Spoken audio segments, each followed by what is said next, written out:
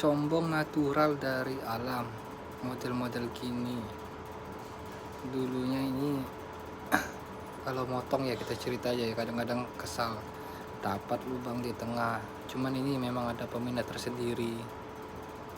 Tebalnya lebih kurang 1 cm atau 10 mili, ada yang tembus ada yang enggak. Cuman ini kalau digosok ini nampaknya serbu intan kuarsa, jadi tembus bos.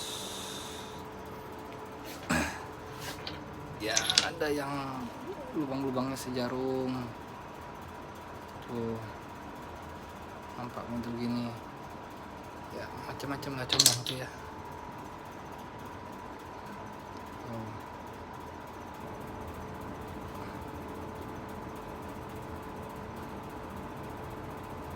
Saat motongnya ya sudah kayak gini dalaman batu ya.